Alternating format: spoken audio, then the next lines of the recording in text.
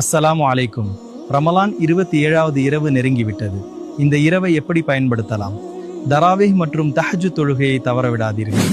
இந்த இரவு சாதாரணமான இரவு அல்ல, நம் வாழ்நாள் முழுவதையும் மாற்றி அமைக்கக்கூடிய இரவு.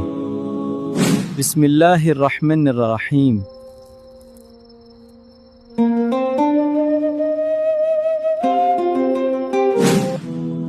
اللهم إنك عفو تحب العفو فاعف عني.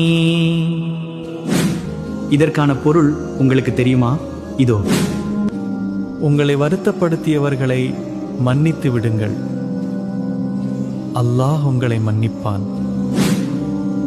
இந்த துவா குர்ஆனில் இடம்பெற்றுள்ள மிகச் சிறந்த பாவ மன்னிப்பு பிரார்த்தனையாகும். இது ஆதி மனிதர் ஆதம் அவர்கள் அல்லாஹ்விடம் கேட்ட துவா ஆகும். ربنا ظلمنا أنفسنا وإن لم تغفر لنا وترحمنا لنكونن من الخاسرين. இதற்கான பொருள் உங்களுக்கு தெரியுமா? இதோ: எங்கள் இறைவனே, எங்களுக்கு நாங்களே தீங்கிழைத்துக் கொண்டோம். நீ எங்களை மன்னித்து எங்கள் மீது கிருபை செய்யாவிட்டால் நிச்சயமாக நாங்கள் நஷ்டமடைந்தவர்களாகி விடுவோம். இந்த துஆவின் சிறப்பு பாவ மன்னிப்பு. நாம் தெரிந்தும் தெரியாமலும் செய்த பாவங்களுக்கு அல்லாஹ்விடம் மன்னிப்பு கேட்க இது மிகச்சிறந்த வழி. யா அல்லாஹ், லைலத்துல் கதரின் நன்மைகளை நாங்கள் பெற அருள்வாய்.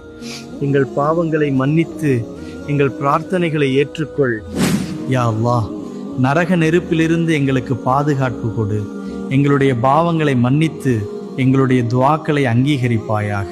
இந்த பாக்கியமிக்க இரவை அடைந்தவர்களில் எங்களையும் சேர்த்துக் கொள்வாயாக. ஆமீன். இந்த வீடியோ உங்களுக்கு பயனுள்ளதாக இருந்தது நான் நம்புகிறேன். எப்போதும் உங்கள் மனதில் ஆம்பூர் கலிமுல்லா. இறைவனுக்கு அல்லாஹ் ஒருவனே துணை நமக்கு, துணை நமக்கு. எல்லா புகழும் இறைவனுக்கு, அல்லாஹ் ஒருவனே துணை நமக்கு, துணை நமக்கு.